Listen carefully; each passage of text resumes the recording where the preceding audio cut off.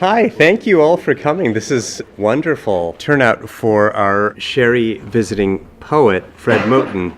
I want to start by thanking the Sherry family for their support of this event and this residency in memory of Pearl Andelson Sherry, who's a graduate of the college, and which allows us to bring a distinguished poet to campus for an extended stay. And from what I've heard, people are already excited about what Fred has done and will do during his stay with us. I first heard Fred speak 4 years ago to this date on May 3rd, 2012, when he was visiting the university for the first time. He talked about a book with the odd title, Zong, by a relatively unknown poet, NourbeSe Philip, at the time. You know, to be honest, I don't really remember what exactly he had to say at the time, but I remember the feeling I had on leaving the room, kind of the way that, years after you leave an amazing concert, you don't remember the exact sequence of songs on the set list or the various movements of the pieces, but you do recall the feel of it. And, I felt kind of like a teenager who just discovered their new favorite band. So the reason I say this is because what I really realized after hearing Fred speak is that music and poems as well are performed, and their performances. But our feeling for music and poetry are also performances. In a way, that's what's called teaching. You perform your feeling for art. And what stayed with me about Fred's performance that day was its intensity, its radical openness to feeling about art, and his unpretentiousness. And it may feel odd to think of a performance as being without pretense, but I think that's like kind of deeply part of the kind of complexity of what Fred has to say about poetry and music and art, broadly speaking. So I'm just trying to make you feel as self-conscious as possible before you take the stage.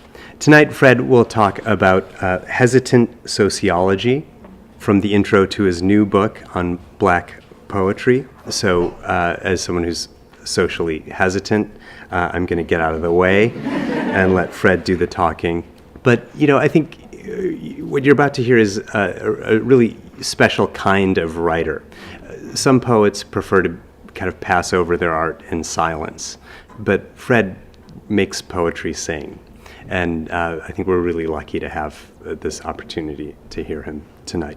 Please join me in welcoming Fred Moten.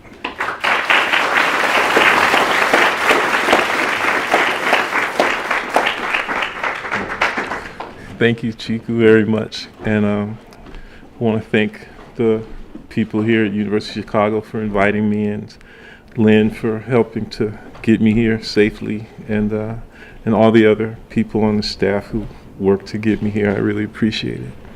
I am self-conscious now, and even more so because I realize I'm desperately hoping that what I said about NourbeSe Philip 4 years ago is not the exact same thing I'm going to say in a few minutes.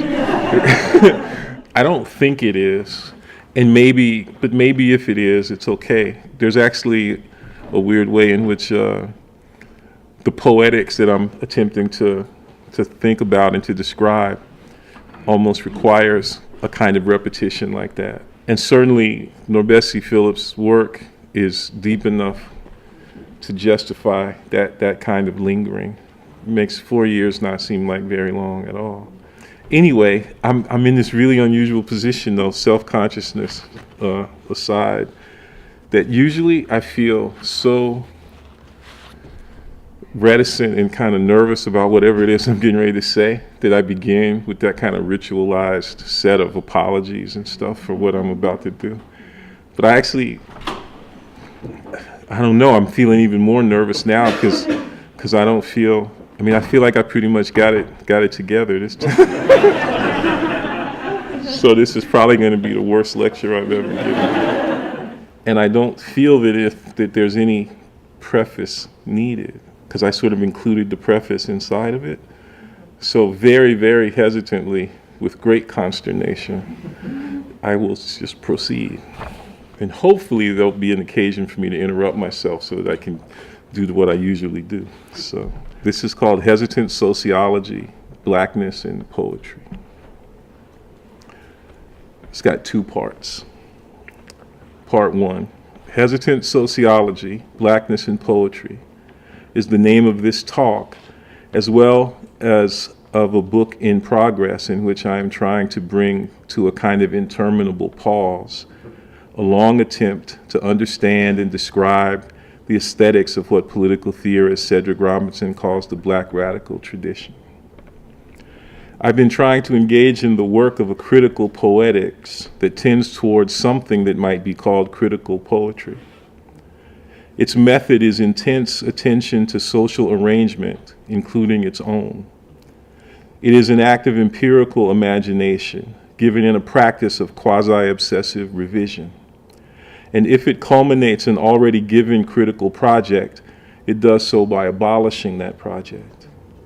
I mean to say that it's the end of anything that could be read or understood as an individual project, though how anyone, especially me, could ever have mistaken it for an individual project in the first place is a mystery.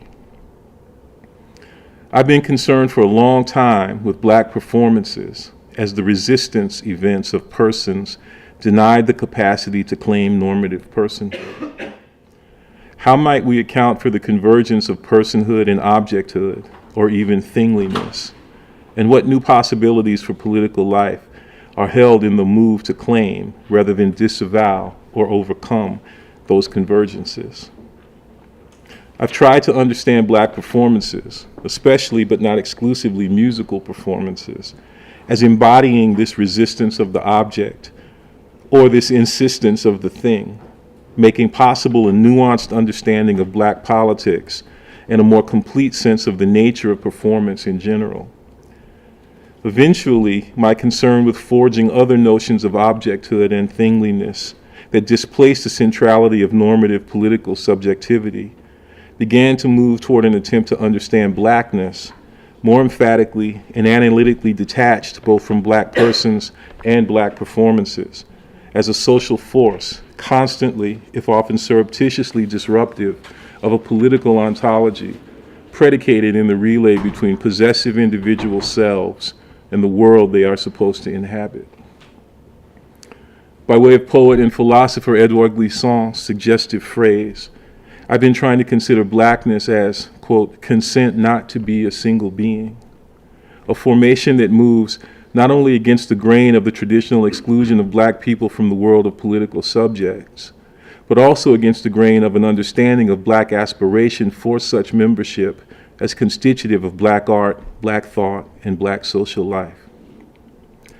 Often this conflict between the mechanisms of Black exclusion and the aspiration for Black inclusion has been understood in visual terms.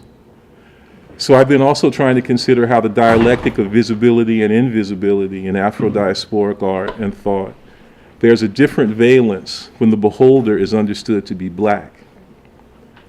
I've often thought that a certain tension that persists in the discourse on Blackness and Black people, and which for the last 20 years or so has revolved around the vexed term authenticity, emerges when decorum and delicacy are seen to have been flouted in the seemingly simple act of looking at, which is also to say listening to, Black folks.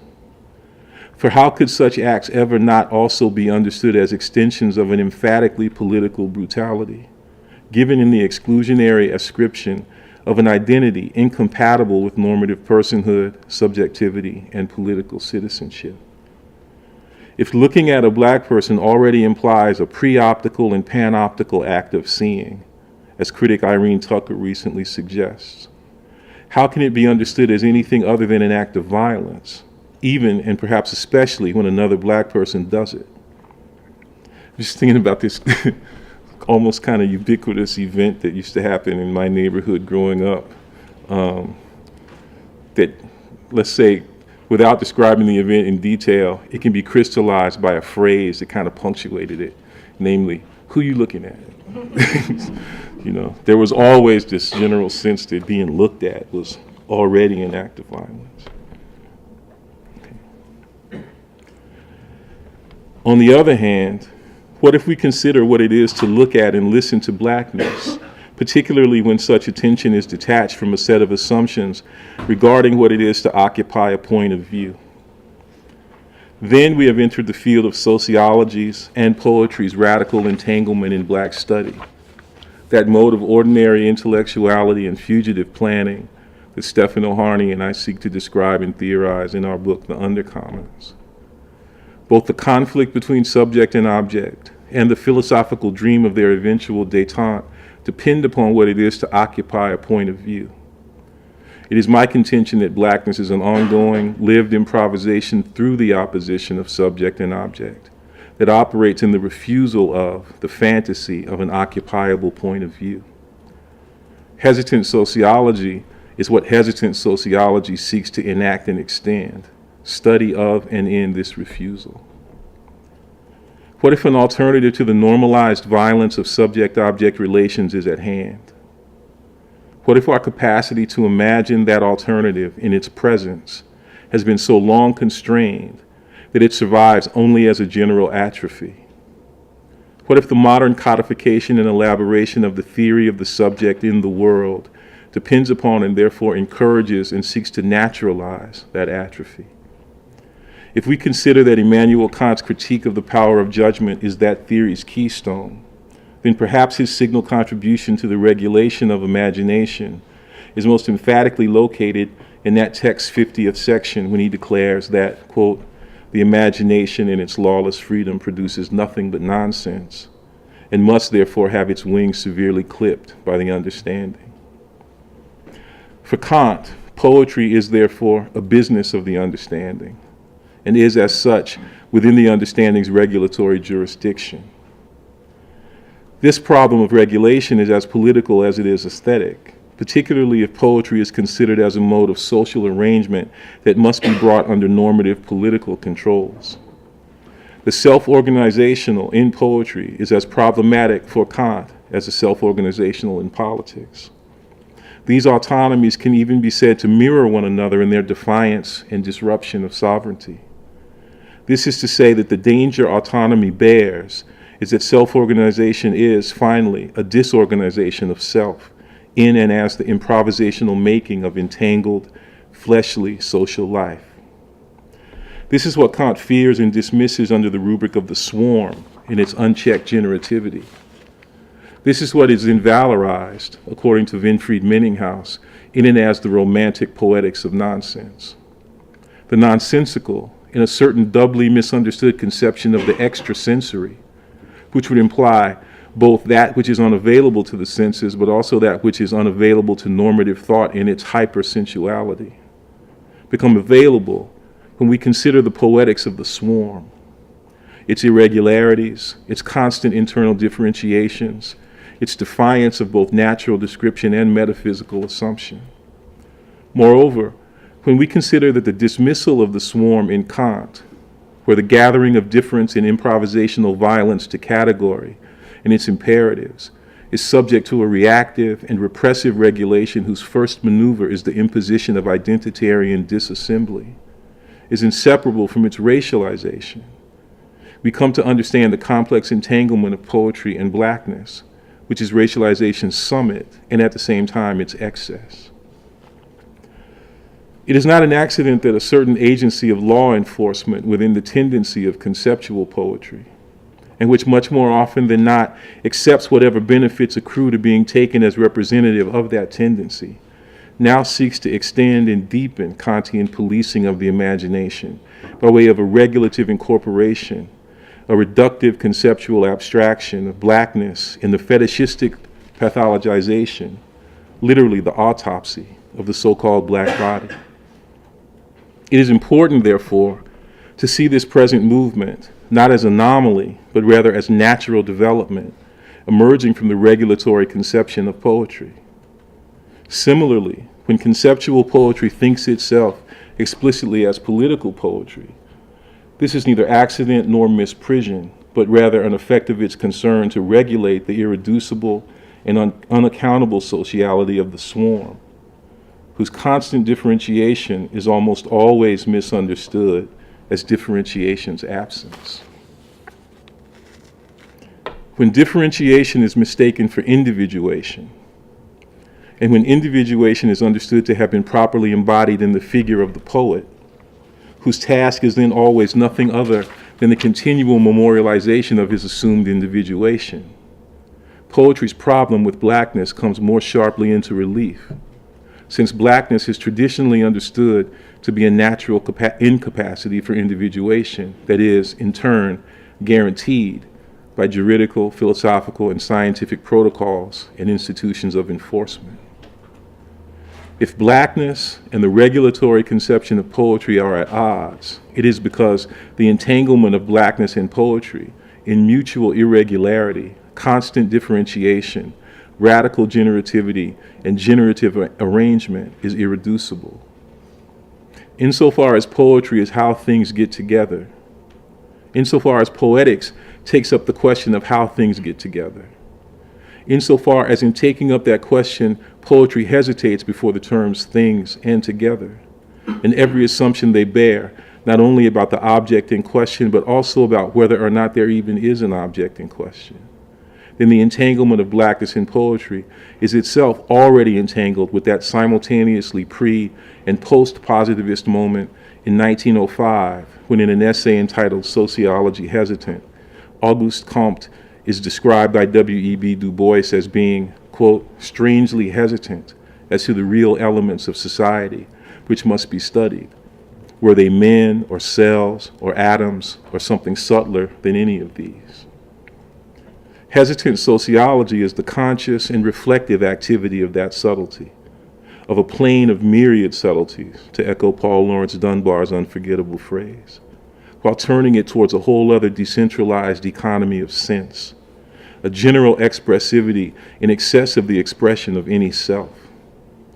It is both analysis and enactment of rhythm, its constant alternative fascinations, of a syncopation given in immersive, non-perspectival regard, marked in its apposition not only to Comte's hesitation before the surreal, but also his headlong rush for or into an empiricism of the symbolic.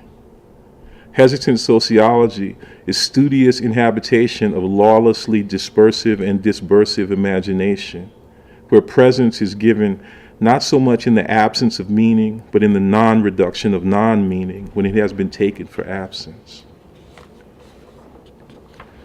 When poetry is considered not only as the written cultivation of what Amiri Baraka called music speech, but also as the generalized making of a living, the ongoing attempt to socialize rather than monopolize the capacity to live beyond our means, then it is possible to situate another poetics within something that is at least akin to traditional intellectual discourse. That poetics assumes the seriousness and richness of aesthetic endeavor that emerges, as it were, both before and after the subject and his objects. Such poetics is as evident in cinema, music, and visual art as it is in verse, is as evident in the formation of a barbecue or a house party as in any of the aforementioned artistic genres, even if conventional aesthetic, and for that matter social scientific discourse, is constrained by its inability so to assume. What usually follows from such constraint are critical dismissals of the merely sociological in black art, or empiricist relegation of the aesthetic to a zone of apolitical illegitimacy, or disavowals of the alternative that just as often take the form of critiques as they do take the form of defenses of authenticity. But what if the aesthetics of the black radical tradition aspire to a mode of sociology that is, in turn, only achievable by way of and as the expression of an active, experimental poetics? If those aesthetics move in the service of the preservation through differentiation of what Robinson calls the ontological totality, then we ought to study preservation by joining its interminable hesitation before the terms and concepts it assume, and then seek to grasp and regulate an object. What is the ontological totality? What is blackness?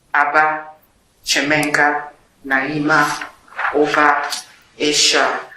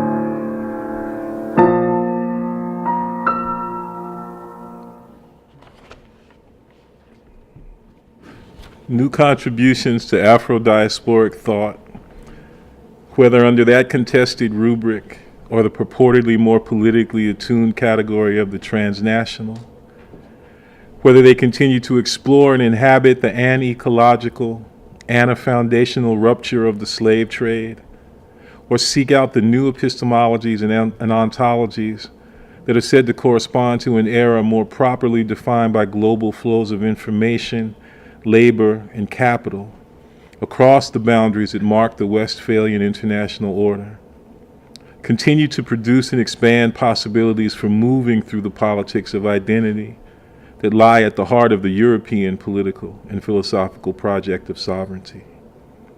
Now, in the wake of post-structuralism, postmodernism, which should be understood not only as a political economy of dispersal, but also as the poetics of experiment that corresponds with and resists it, and the various ways they allow for critical investigation of the very ideas of subjectivity, And given how the category of the human has been put under the severest pressure by the terrors of colonialism and imperialism, particularly when these are the forces the first world and its others turn upon themselves, Black thought, which is to say Black social life, remains a fruitful site for inhabiting and soliciting the human differential within the general ecology. Black thought is the socio-poetic project that examines and enacts those possibilities insofar as they exist over the edge of the separatist, monocultural, and monotheistic imperium that will have been defined in and by ontological and epistemological settlement. So that while we must work in admiration of scholars whose attempts to discover and delineate new ontologies and epistemologies bring into sharper relief the limits and limitations of ontologies and epistemologies' joint power and sphere of influence, it is from those interminable interminabilities of passage, which NourbeSe Philip announces in anthemic song, that we won't and can't return. In turn, in this continually eccentric turning in the plane of no return, in the constant dislocation of our endless arrival, we book passage on this transportive thought, that modernity, the confluence of the slave trade, settler colonialism, and the democratization of sovereignty through which the world is imaged, graphed, and grasped, is a socio-ecological disaster that can neither be calculated nor conceptualized as a series of personal injuries. Consider Philip, whose example is so prodigious and so profound.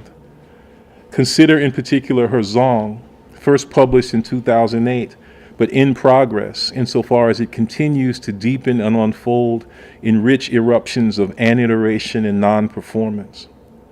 The story whose telling Zong seizes, the seizure whose toll Zong sings, is well known.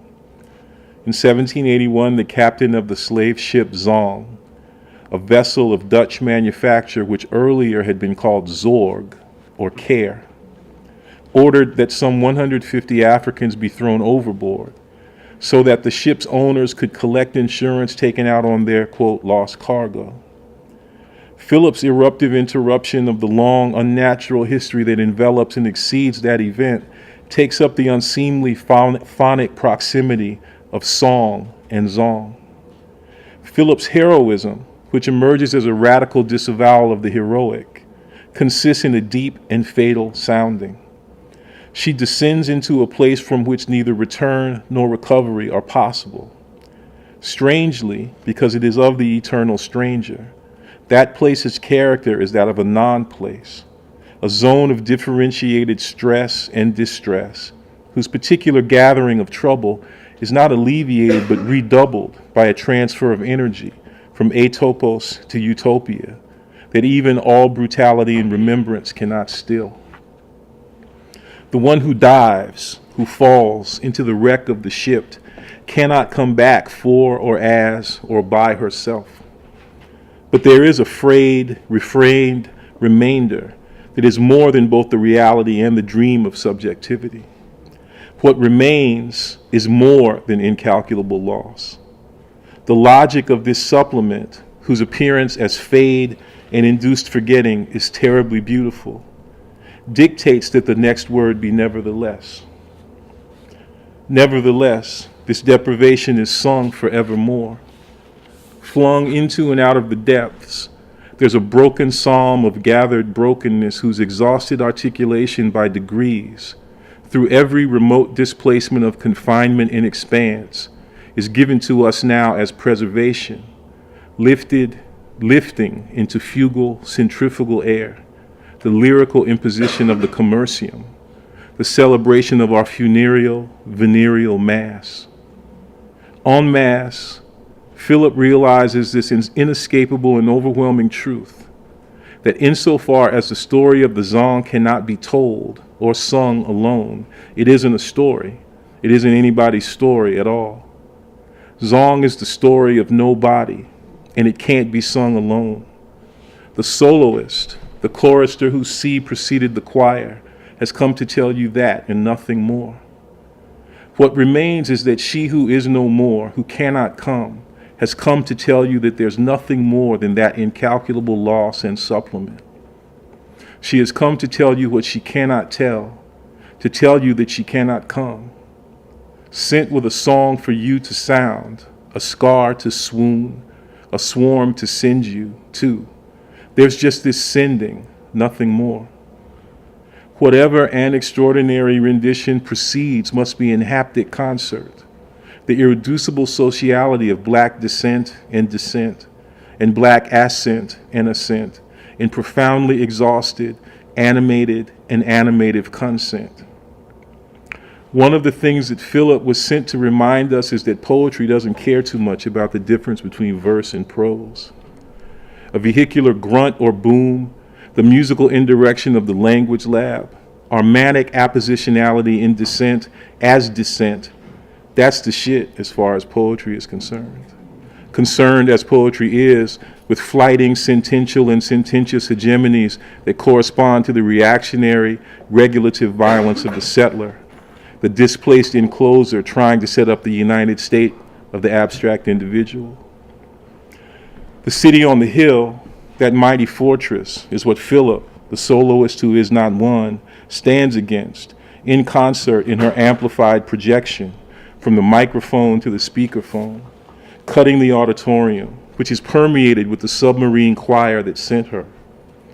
She saturates the sanctuary with her forces. She makes a sign that says she can't stop singing. Certainly, Philip is a danger to herself and others. This is to say that her poetry blurs, its terrible play confirmed after and against the grain of the very idea of the work. Kant says we're supposed to derive from the work, in its completeness, some sense of its rule. But what about the openness of the work? Its internal sociality as well as the social relations of its own production, which not only escape, but also succeed the work's seizure. Not to mention that rubbing of the work that rubs the very idea of the work out and into the everyday crowding of our everyday hold, and therefore allows and requires the anti-interpretive erotics that Susan Sontag called for in Against Interpretation, but which her commitment to the work, to its accompanying metaphysics of discretion, kept her from imagining. This set of ethical questions turns out to be ecological as well. What sustains us in, what sustains itself as poetry, what poetry calls upon us to sustain in and of itself, is impure production's antiproductive, degenerative, and regenerative madness, and is still going crazy. The prophetic and projective announcement of the work's opening was also a description of a general socio-ecological poiesis, its imaginative compact with love as well as lunacy, brought more fully into relief in and by socio-ecological disaster. This openness, this dissonance, this residual informality, this refusal to coalesce, this differential resistance to enclosure, this sounded animateriality, this breaking vessel and broken flesh is poetry, one of whose other names, but not just one name among others, is blackness. To think poetry in the name of its blackness is crucially to consider the work's generative incompletion along with that of the one who is supposed to have made it. The work presupposes a productive self, an onto-monotheological presumption with which many contemporary poets have tried to dispense, the trouble being that we have to account for the provenance and the fate of the ones who dispense it. Fortunately and unfortunately, Kant and Adorno are always here to help us with this. So I have to go there. So here I go.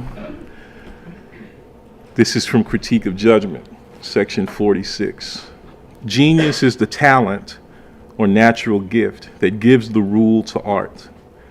Since the talent, as an inborn productive faculty of the artist, itself belongs to nature, this could also be expressed thus.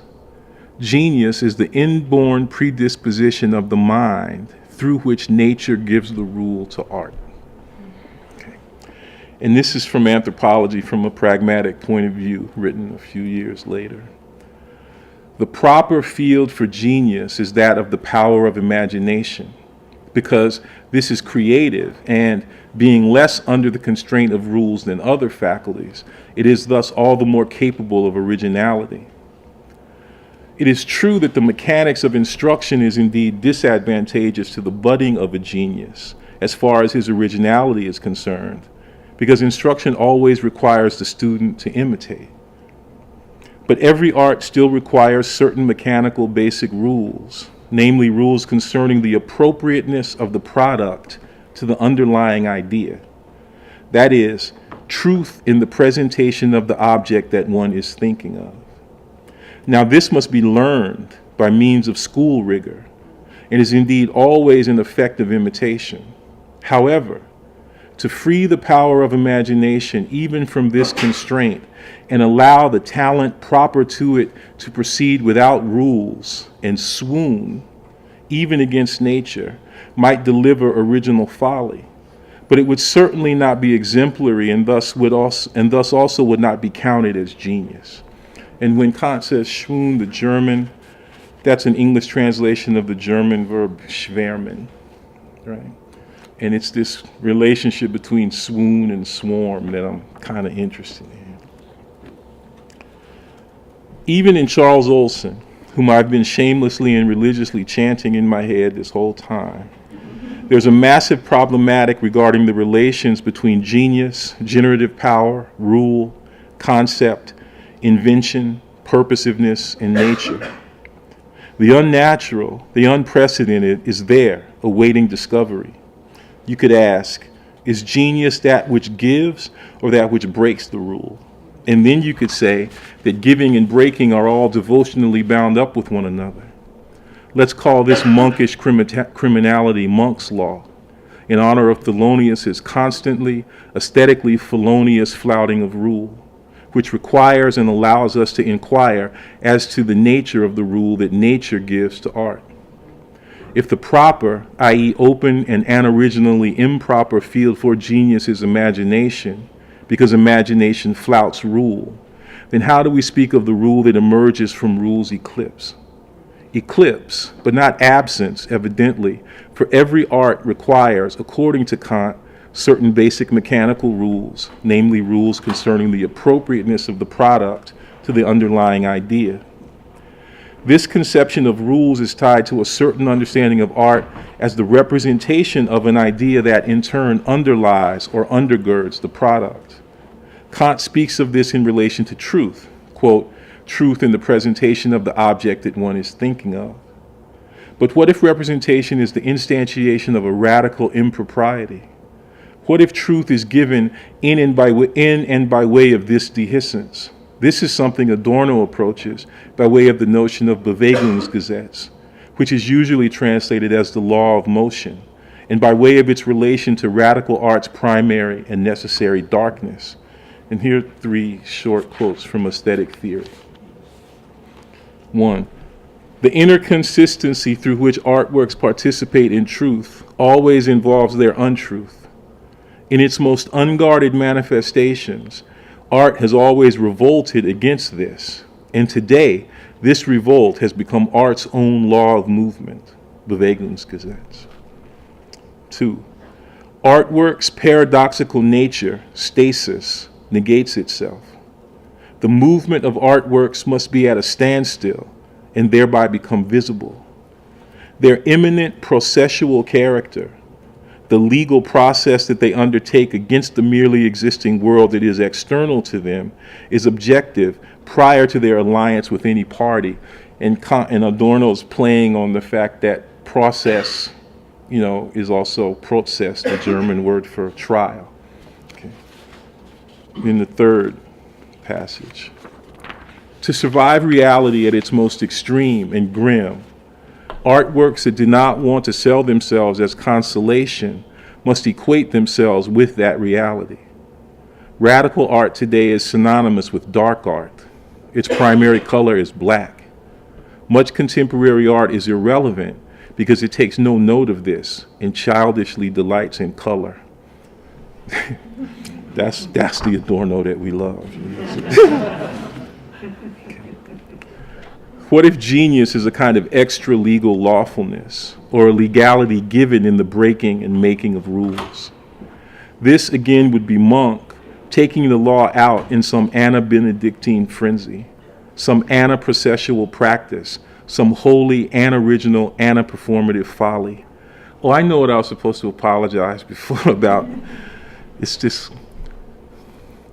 unjustifiable proliferation of Anna, Annie. I don't. It's like as close as I've ever come to speaking in tongues.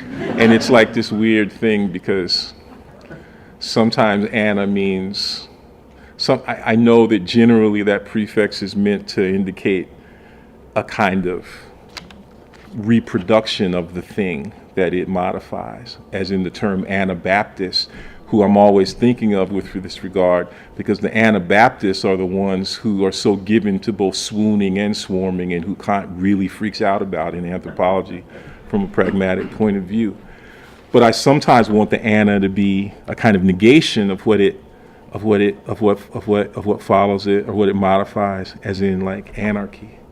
And then sometimes the Anna, which is like an A and A, sounds like it's really an A and I that just sounds like A and A, in which it's Anna, but it's always meant to somehow indicate anima. Like it's like some weird combination of Anna and Ma, which on the one hand, when they're combined, means spirit, and then on the other hand, just means that, as usual, I'm talking about my mother again. So it's anyway. Sorry about that.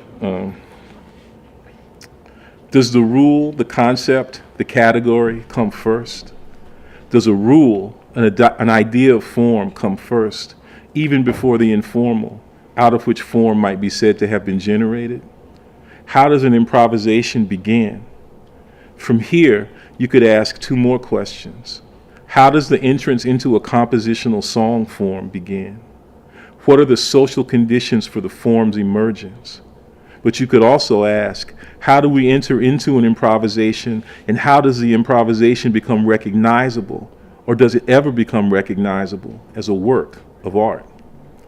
What if we refuse the distinction between fine art and handiwork, Monk's dissonant elbow work, the imposition of position in his halting dance, its extended recursion and still moving?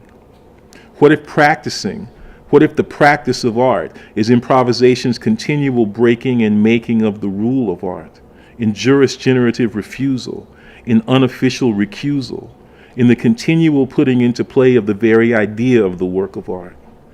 Then Monk's law, Monk's supersubjunctive mood, becomes Monk's dream, Monk's dramatic, anarchestral, anatraumatic fantasy, moving as if swarm and swoon were meant to be together in a Louis Zukowski translation, in deliverance of old new foolishness, unexemplary and supernatural. But what if I'm moving independently of the notion of the priority of the concept/rule, which is to say, before the distinction between invention and discovery, which is the ground, for Kant, upon which genius rests? What is it that we have in mind? What fleshly, fugitive, dispossessive animation of mind is given when we begin to improvise? Do we have in mind a representation, a concept, a rule, a model that instantiates the very possibility of what we will have done? Or is there a common social underground capacity for such representation, which will have always turned out to have been retrospectively projected onto our activity, with no beginning and no end, calling into question precisely as it calls into being the very terms of the distinction between the new thing and what was already there, that troubles mind and whatever it is that mind is supposed to have?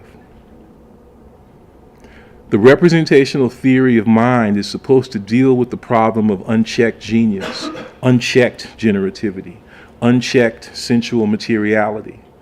Again, the imagination in its lawless freedom needs to have its wings severely clipped by the understanding, a formulation that sets in motion intellectual law enforcement's paradoxically jurispathic hurdle towards positivism. But what if the understanding is itself a function of the imagination and must itself be checked? Poetry is the highest verbal art. the place where this interplay of creativity and rule manifests itself in such a way as to prove, more or less constantly, the capacity for the supersensual to assert itself, after all, in triumph over the tumultuous derangements of original folly, of this constant tendency for unruly materialization and differing. Again, what's at stake is a certain way of understanding how nature gives rule and how poetry re-gives that giving with austere extravagance. But when Olson speaks of the sentence as the first act of nature, he does so within a general permission poetry takes to push on and against that, to push through the sentence and its passing, its having been passed, to submit the sentence to a terrible modality of passage, a horribly excluded middle passion. Philip's extramusical plea, her complex plea, her deeply wrought and incalculable ply, which constantly makes new poetic law, which insistently and mournfully celebrates poetry's jurisgenerative capacity in its enactment of it, in the refusal of rule. In her commitment to division and recollection, in her eternal, internal, discomposed, anacomputational commutation of the natural sentence, Phillips is sent with profound anaconceptual propulsion to show us how the solo goes awry when poetry, sociology, and blackness enact their recessive, excessive rendezvous.